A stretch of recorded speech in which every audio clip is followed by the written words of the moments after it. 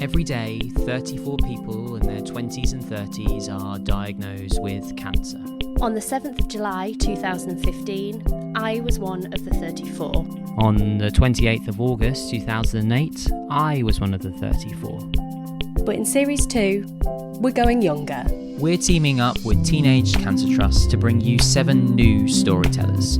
As 7 13 to 24-year-olds are diagnosed every day. So, Series 2 focuses on them. These are the stories of what happens afterwards. This is AfterThoughts. The teenage years. So here we are again. It has been 24 hours since I saw you. Probably less than that. Probably less than that. When I say saw you, I'm seeing you on Zoom. Because #social distancing. Is that a hashtag? Is that a thing? People are using it. I've used it. I used it on our Instagram, actually. Did you? I see none of that. So none of that. You could be telling people horrific things about me, and I wouldn't know at all. I am. Oh dear. What's been going on in your life in the last 24 hours? I went to Decathlon to get a bike with my husband. Ooh. And that's about it, really. Oh, that's pretty much what my day consisted of. What about you? You said you'd met a friend, didn't you? I did meet a friend, but I have also been playing with Lego a lot today. Very excitingly. For those of you who don't know, Beyond Arts, we've been running a project with a now 12-year-old. She's now 12 years old. We've been running it for about 3 years, and looking at an experience of childhood cancer. And we've been telling it through her toys, her different ways, her language. And it's been quite a long project of exploring like her way of telling her story and giving her the agency to tell it. But that doesn't mean that I've been playing with Lego today as I prepare for tomorrow's session. Lots of Lego fun. She will always be Carmen the 11-year-old to me, I think. She's no longer 11. I know, but I think she will always be Carmen the 11-year-old because that's how, for the first year of our working relationship, that's how you referred to her. That was true, yeah. Anyway. But you know, we'll keep you updated on that one, won't we? But for now, we're here to talk about afterthoughts. We are here to talk about afterthoughts, and I mean, I know this. I say this every time, but we have got another great storyteller for you on Afterthoughts, the teenage years today. We have Caitlin, who is joining us and will be sharing us. I mean, she has really told us some incredible stories today that have, I mean, both, I think they've made us laugh, but there have been some real moments that have, like, I mean, we mentioned about Series 1 when we were like some of the topics when everybody's so honest and open and telling us things about their experiences of cancer. I really feel that Caitlin has shared with us some moments that are really relatable and perhaps we don't talk about as much. Yeah, listening to her speaking about the menopause really resonated with me because I know that there are a lot of people in the young adult cancer community, sort of in their 20s and 30s, who are talking about menopause, and they're classed as very young. And obviously Caitlin is that little bit younger, and she's been through it. And yeah, I use this word a lot, but her candor was just brilliant, and yeah, I'm excited for our audience to hear it. So here's Caitlin. Yeah, let's stop chatting. Let's get into Caitlin.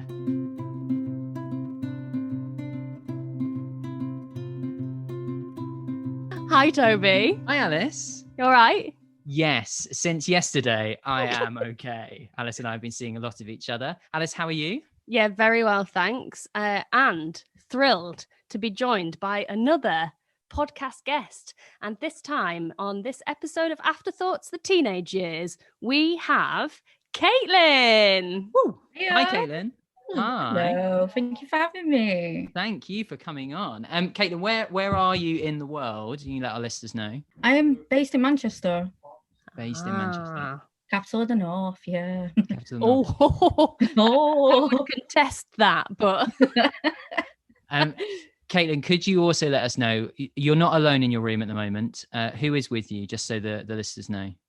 Oh, she's just actually walked out. My dog Nugget, I named her after chicken nuggets.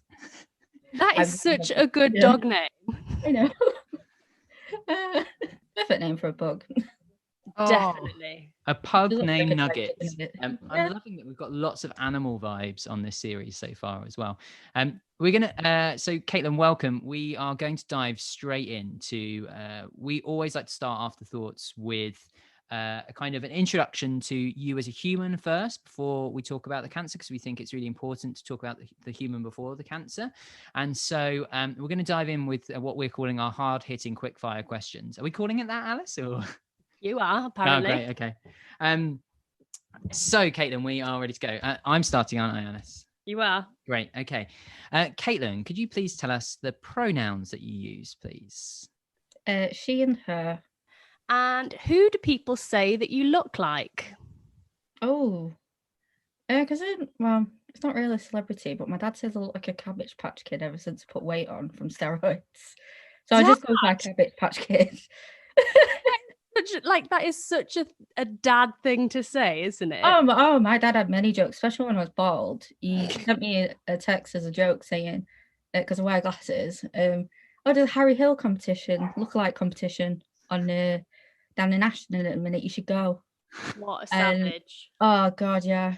My dad kept me laughing throughout treatment, but that's what he says I look like now, with my big puffy hair and my round face. I look like a Cabbage Patch Kid, which I think it's terrifying, but I just go by that. Caitlin, if you could be any toy, what toy would you be? Ooh. Because it's me, it'd have to be like one of those really brightly coloured that makes loud noises ones, just to annoy people. Interesting. Yeah. A really noisy, colourful toy. Yeah. Like a Tamagotchi. Oh, I didn't think about that. Are they noisy? Probably like one of those ones where kids like press the bright coloured buttons and it makes noises, or like if you press it, it goes cow, or like, yeah. It would have to be a really annoying one.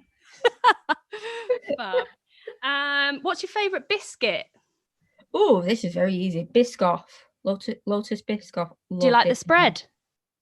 Oh, I've not tried the spread actually. And I know I've seen people make cheesecake as well out of them. I want to try that. But I absolutely love Biscoffs. If you had a teleporter, where would you go in the world right now? Oh, easy, Japan. Ooh, that was a very quick answer. Yeah, I went to use my Make-A-Wish to go there, but I couldn't travel abroad, unfortunately. So, yeah. What is your go-to dish, either to cook or to eat? Oh, I know it sounds really plain, but a bacon butty. Ooh, yeah, good choice. Yeah, because I would spend a long time in hospital. I didn't like their bacon, so as soon as I'd come home, I'd scrap a bacon butty. Nice. Do you go for brown sauce or red sauce? Brown. And when I say red sauce, I mean tomato ketchup. Sorry, I don't know if that's controversial to call it, but you go for brown sauce. Yeah, HP brown sauce. It's got to be. Got to be. This is going to be. I think I know the answer to this, but I also know that what we were talking about earlier. Okay, so next question: cat or dog? Oh, dog. Okay. No hesitation. And lastly, Caitlin, could you give us just a really brief summary of your diagnosis, your age, and a little bit about your treatment as well, just like a kind of brief summary for us? Oh, well, in 2018, when I was 17 years old, I was diagnosed with myelodysplastic syndrome, which had already started developing into acute myeloid leukemia. I had a transplant, bone marrow transplant, and then, what is it? That's it. That's perfect. Is that it, right? Great. Amazing. Our first topic for this episode, well, every episode so far, is beyond a diagnosis. We hear a lot about the actual moment of diagnosis, the moment when they say you have cancer, but we don't necessarily hear that much stuff about what happens after that. So, Caitlin, we would love to hear a story from you about beyond a diagnosis when you're ready. Okay, well, during my treatment, one of my friends who was way further ahead than me, had finished the treatment. And as like an end of treatment gift, her family got her a little blue schnauzer puppy. And she'd always text me pictures, and I was so jealous of her. And just one day when I was in the hospital, I just said to my mum, like, "Oh, can I have a dog when I finish treatment?" Like, in a like a joking way, expect her to be like, "Nah," like. not happening, because I grew up with cats. I'd never had a dog before, but I knew I always wanted a dog, especially a pug. And ironically, like she just said yeah. So I said, "You're not taking that back." But I knew, because I wanted to get through treatment first, then get the dog. I waited until after my transplant. Now, I had my transplant just before Christmas, and I was expecting to stay until the 27th of December. But then on the 19th, they said, "Oh, you can go home on the 21st." So as soon as I found that out, straight away I went online looking at reputable breeders. I just had to. And even though the doctors advised against, I don't get a dog until I'm at least 1 year post-transplant. And I was just kind of like, I'm going to do it anyway. kind of thing. Then again, at the end of the day, as a teenager, and I just knew I wanted a dog. So within like I think I was 4 weeks post-transplant, and then I went to view this puppy where I've got a picture of me, bald as anything, holding her. And I just absolutely fell in love with her at that moment, that I knew that this is like, I basically was showing it off like it was my child. Whilst I was in, all I would ever do was eat chicken nuggets. And just ironically, as I was eating chicken nuggets, trying to think of I had Googled dog names. And as I was scrolling through it, I thought these are quite boring. And as I just looked at my plate, and I thought, you know what, let's call it chicken nugget. And because she's proper kennel club registered, and I remember getting the phone call and registering. The person on the phone could not read out a name seriously when they saw Nugget on the register. So it's a great name. Kids love it as well. And even though she's a girl, she's my chicken nugget, and she looks like a big fat chicken nugget today. So yeah, I think it's a unique name. I think it's such a good pet name. And even though she was kind of like the unwanted pet for my dad, he always says hello to her as soon as he comes in. He's always tormenting her. He's always, he loves her. He's always videoing her. So she became the unwanted pet. Doctors didn't advise against it. But honestly, I have no regrets whatsoever. I absolutely love her. She gives me reasons to get up every day. She really helped me as part of my recovery.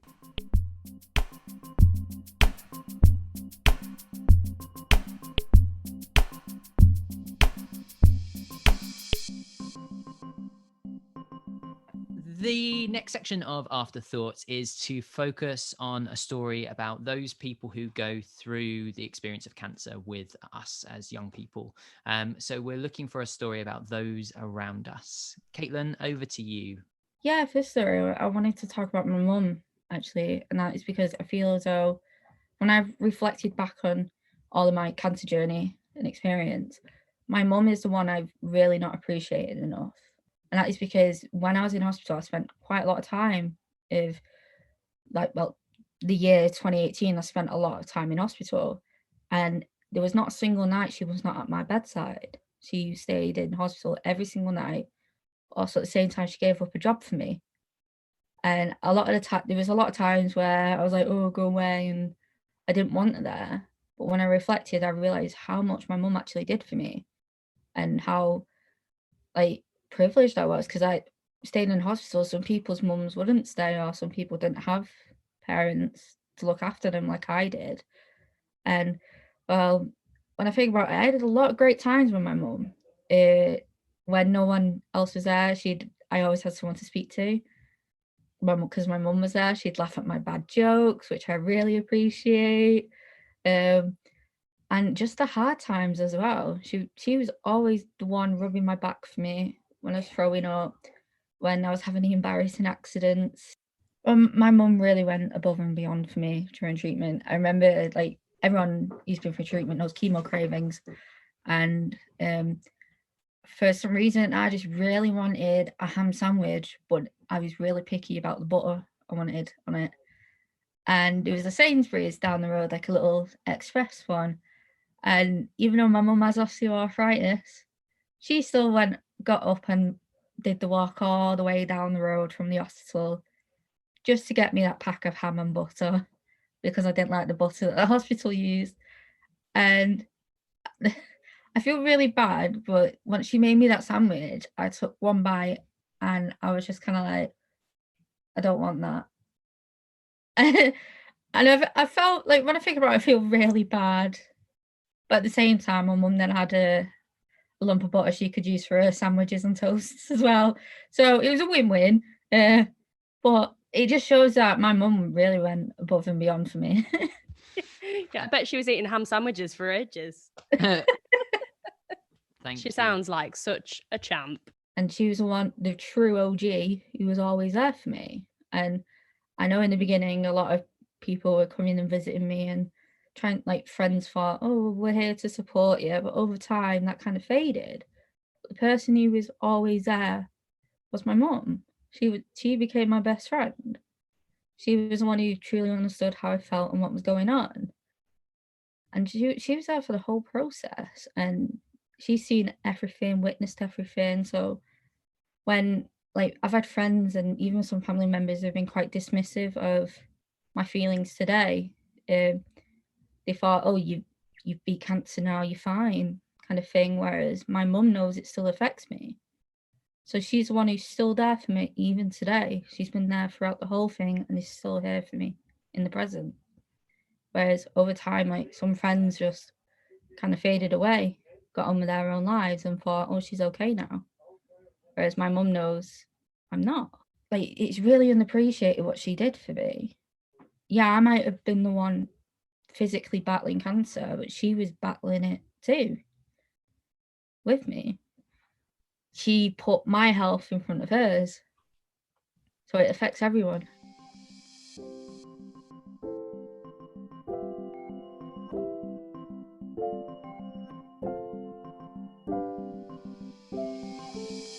Next up, we are going to talk about the invisible impacts of a cancer diagnosis. There are so many things that happen when you are diagnosed with cancer that you don't necessarily know about when you get that diagnosis. And this section aims to shine a light on some of those things through stories. So, Caitlin, do you have a story about an invisible impact you would like to tell us? Yeah, well, going for treatment, like, I was just so focused on getting rid of the cancer, and that was it. I knew I'd go into menopause and I'd be infertile for the treatment, but I thought that was it. I wouldn't be able to have kids, or my periods would stop. Now, because I had a bone marrow transplant as well, when you have an unrelated donor, one thing your doctor always talks about is to look out for something called graft versus host disease, or for relapse. That's all you think about. I never thought about the menopause and the health implications of it, or to look out for it. I never thought anything of it. So months down the line, I started getting a bit sweaty. The first thing on my mind was, I've relapsed. Like, I became so afraid. I thought, I think I've actually relapsed. I'm sweating again. Because that was one of my symptoms that made me go to doctors and be like, look, I think I'm ill. And that was like a red flag for me for cancer. So initially I thought I'd relapse with the sweats. And when I asked my doctor, she looked at my bloods, because I was there once a week. And she looked at my hormones first thing, and she just went, oh, you're menopausal. That was it. She just blamed it on the menopause. And I thought, oh, right, okay. The menopause makes you a bit sweaty. That was it. And I kind of just went on with my day. And eventually it just got to the point that the fatigue and the sweats were getting too much for me, that I asked, can we do anything about it? So initially she sent me to an endocrinologist, and I had to wait for weeks for that. And the endocrinologist wanted blood tests. They also wanted a DEXA scan. Now, it wasn't explained to me why I was having a DEXA scan. They just wanted it. And when I went for the DEXA scan, I seen this big fat poster of, like, a woman with osteoporosis, and it talks about menopause and how it can lead to osteoporosis. So straight away, that, like, really struck me, like, oh my gosh, the menopause is just more than being a bit sweaty. And that's when I found out that estrogen, which is what I was lacking, my body could no longer produce because of all the intense treatment I had. I did not realize that estrogen deficiency has an impact on your bones. It can deplete the health of your bones. And I never really thought about my health after treatment. I thought once the cancer was gone, that was it. I was like cured and I can go on with life. I won't have any health issues now, kind of thing. And I did not realize that the menopause could actually bring on those health issues. So when I found out, obviously, straight away, I was on it like, what can we do? I'm bothered about osteoporosis. And I spoke to other women as well who had a transplant, someone who had one who 15 years ago now. After she's 15 years post-transplant, she now needs hip replacements because she was never put on HRT.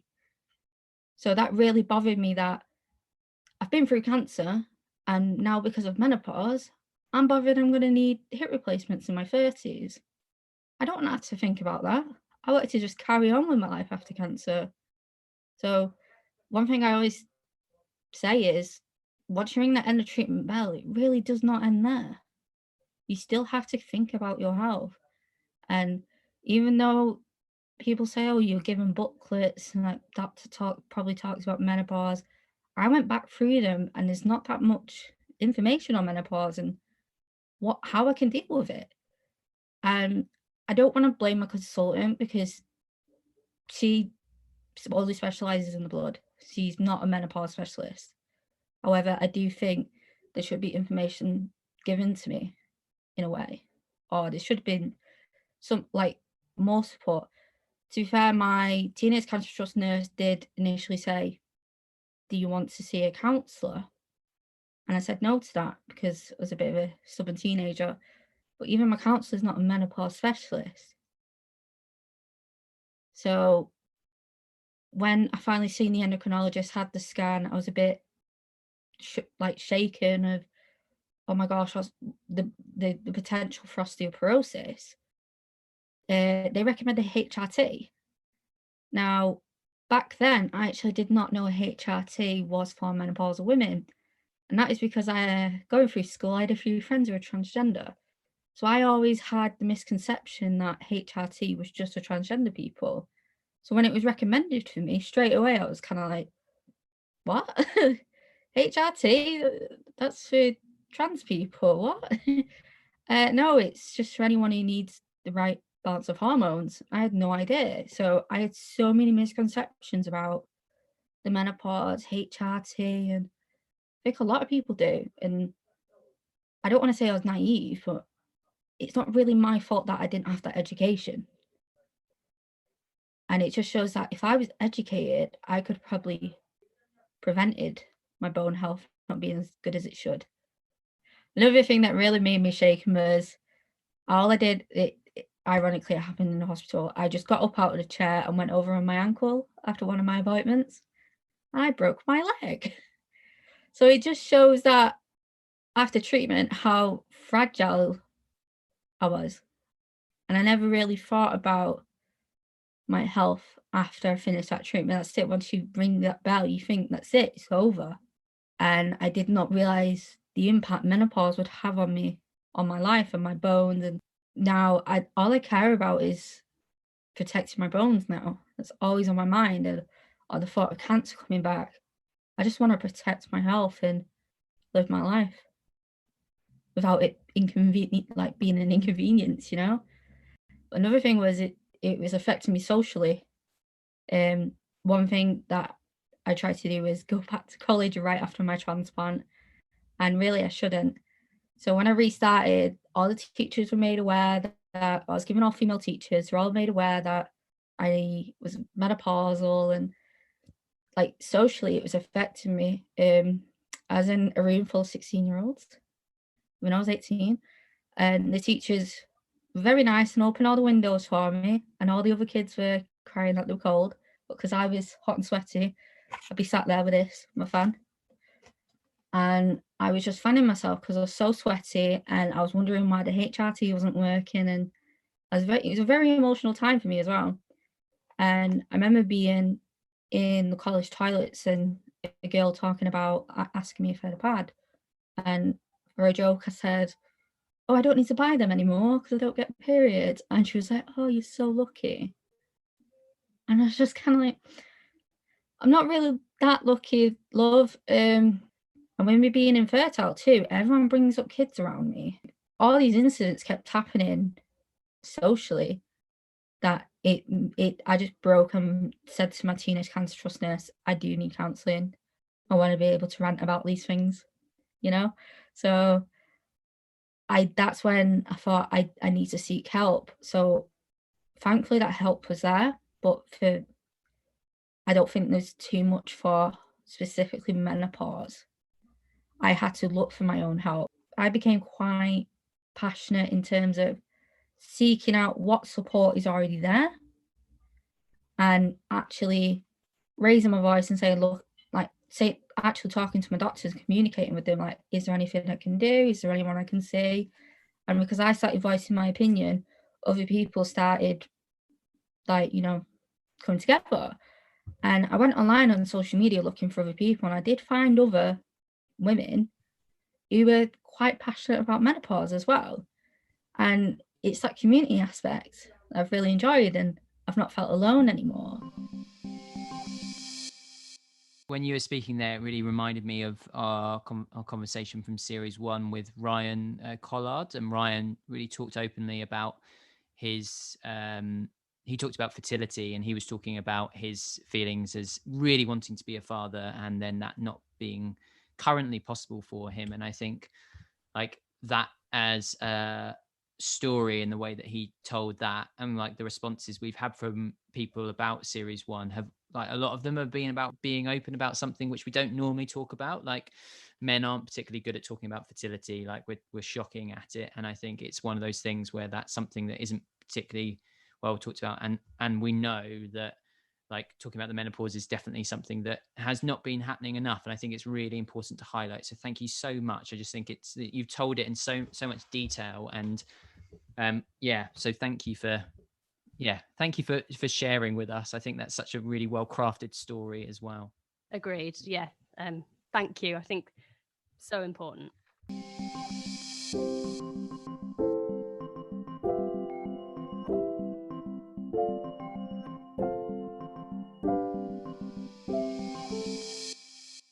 Caitlin, our next section on Afterthoughts is something that's new for this series, which is Teenage Kicks. Teenage Kicks is an opportunity to explore the stories and the differences between perhaps having cancer when you are a teenager compared to being a teenager who has never experienced cancer, and the differences in stories. So, Caitlin, have you got a story for Teenage Kicks for us? Oh, I have. I guess what I could say is the opportunities that cancer has given me. And what I mean by that is, yes, cancer can be a curse, but it's a bit of a blessing for me as well, because before cancer, I was just studying photography at A-level, and I really did not get on with my teacher. And despite getting an A star at GCSE, at A-level, it's a lot more intense, and I think every college student can agree A-levels are tough. And I had the pressure from A-levels, but also I was battling a disease that I didn't know I had at the time. So I was trying to meet those deadlines. I just couldn't do it because my health wasn't great. It was deteriorating. And it's one teacher who kept doubting me, kept belittling me, kept saying I was lazy. He was really knocking my confidence and made me want to lose my passion for photography or pursue TV and radio, because I was a media student as well. And he was just really putting me down.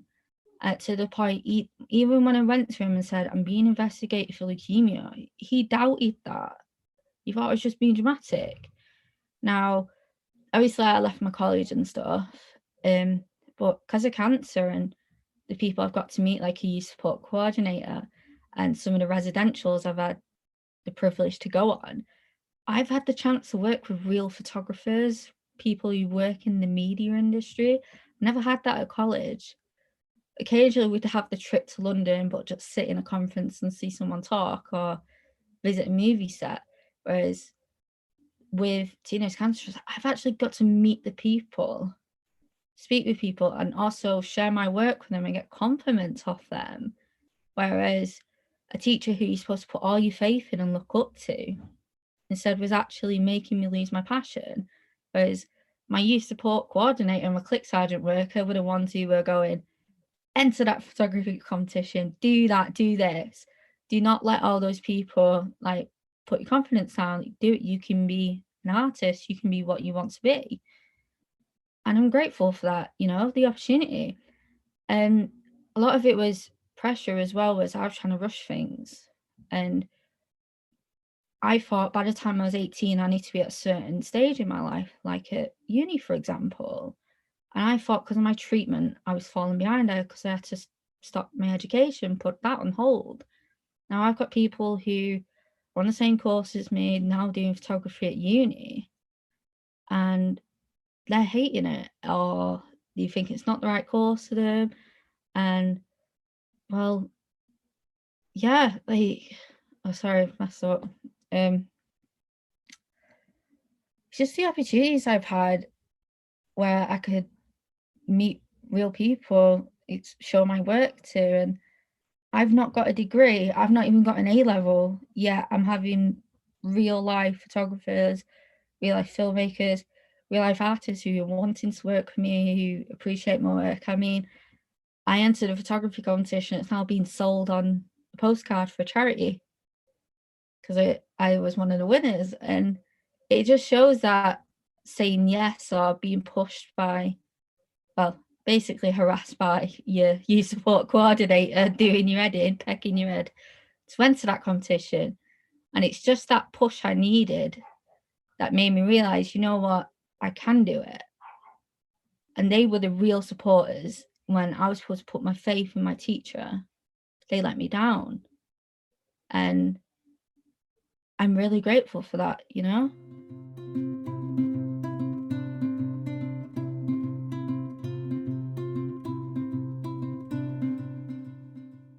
Next up, we are going to be talking about some of the lost conversations around cancer and cancer treatments. I always say this, I say the same thing every time, but the young cancer community especially are getting really great at talking more openly about things, but there are always gaps and there are always things that we can improve on. So, Caitlin, we would love to hear from you about any lost conversation stories that you have. A lot of people said they actually related to me on this, was in the beginning and even afterwards when I rang that bell, was my friends would kind of blast me on social media, like, my friend's such an inspiration, like posting pictures of me and literally doing it for likes. But then as soon as that post was up, that's it. They wouldn't check in on me anymore. And it was just kind of like that. Or whenever I got a gig where I was online, people wouldn't talk to me for months, but as soon as I seen that, oh, he's such an inspiration, hooray. And I just think, no.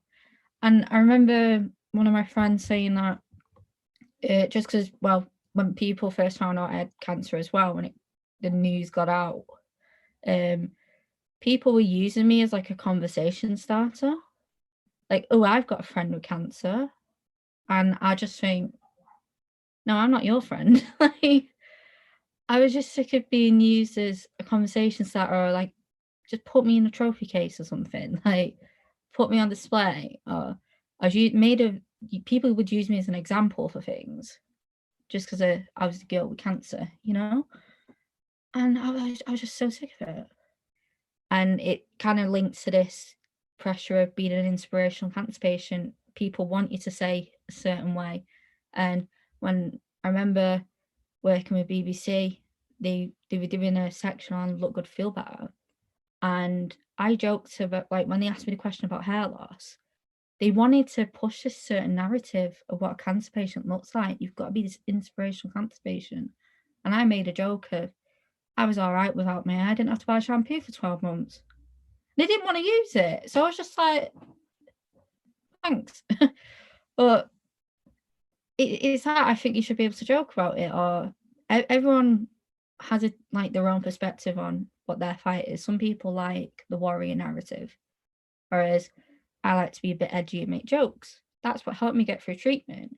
Like my dad's like the biggest comedian. He's like my favorite comedian. I guess you could say that. He's not a pro, obviously, but he's always sending me memes, and he's in his 50s and he sends me emojis and memes. He's a great dad. Well, yeah, it's just the pressure of being this inspirational cancer patient over time. Like, I just got so tired of it, people calling me that. And especially when you sat in a bed feeling tired and you see an article about some bald person who ran a half marathon and raised thousands of pounds, it's just kind of like, you're trying to say I should do that? Like, when you sat tired in a bed, you can't be bothered.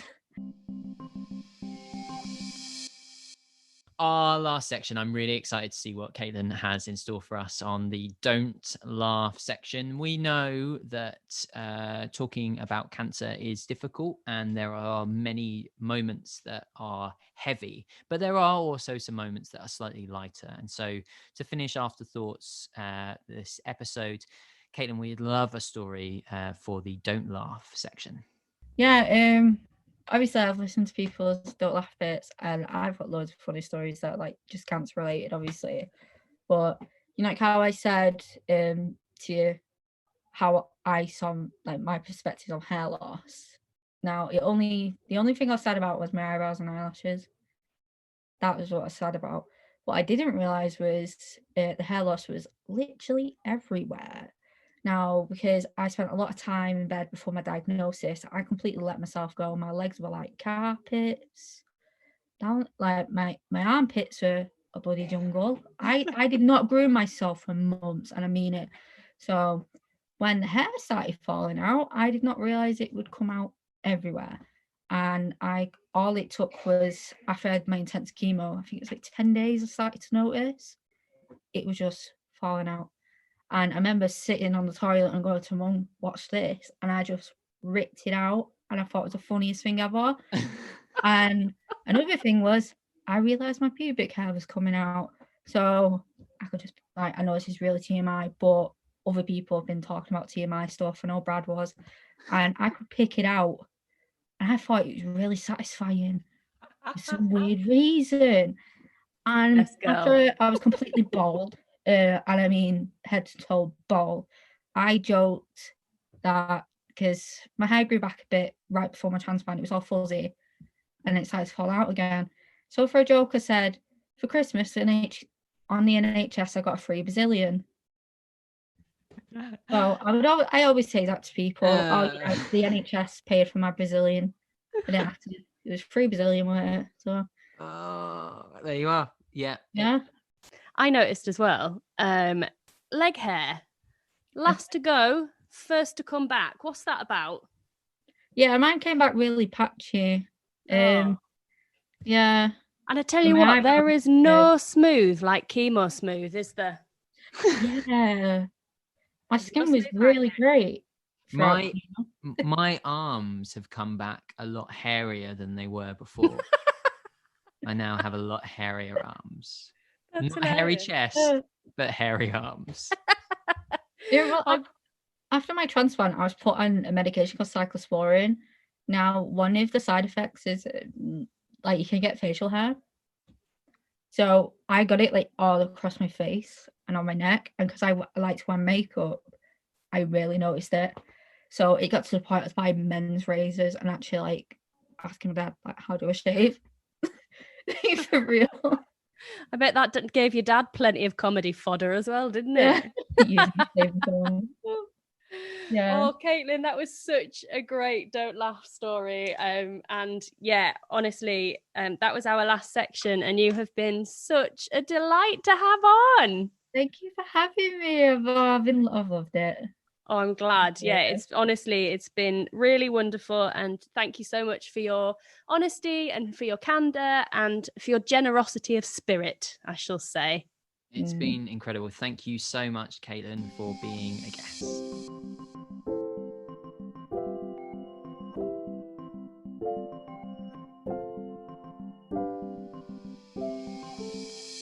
So, Alice, there was Caitlin.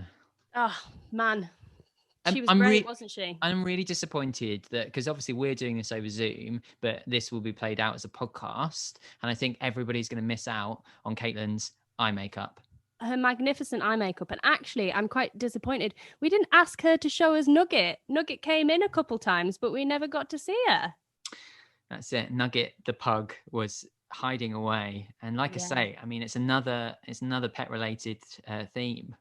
Yeah, we've mentioned it at the start about how incredibly open Caitlin was, and she spoke about the fact of that sometimes she talks about dark things, but feels it's really important to talk about those dark things to make them to make sure that people know about them as well. And I think so she does it with such a lovely sense of humor as well, which, you know, I think pretty much every cancer patient I know has developed a good sense of humor, whether that's a coping mechanism or not.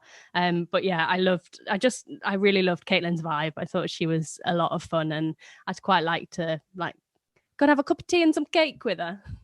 Well, you can do if you #social distance. Right. So Toby, tell me, what is your afterthought on today's episode of Afterthought?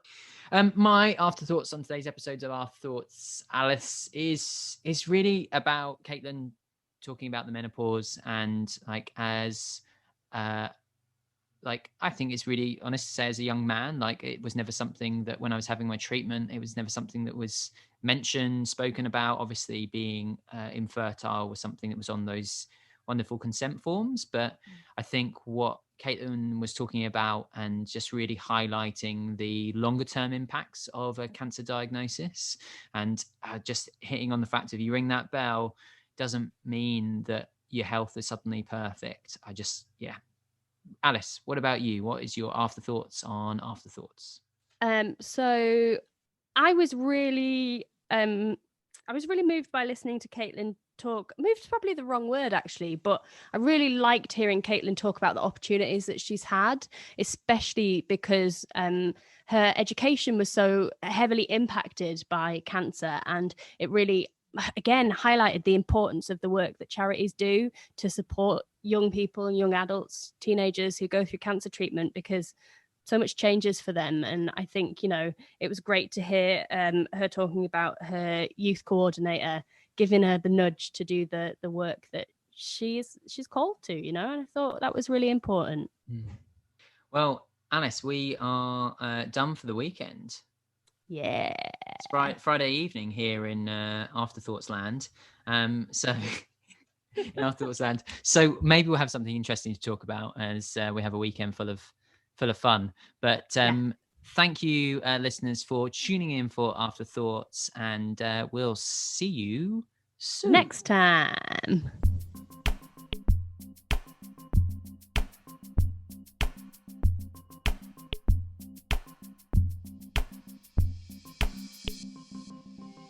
If today's episode of Afterthoughts has brought up any thoughts or feelings that you'd like to speak to somebody about, we really recommend grabbing a cuppa with a friend or dropping them a message on WhatsApp. There are also tons of charities out there who can help you if you've been through cancer and need a bit of extra psychological support. Thanks so much to Teenage Cancer Trust for supporting Afterthoughts, the teenage years, and supporting teens and young adults diagnosed with cancer in the UK. The work they do is incredible. Find out more at teenagecancertrust.org. Afterthoughts is produced by Alice May Purkiss and Toby Peach from Beyond Arts, with sound design by Kieran Lucas.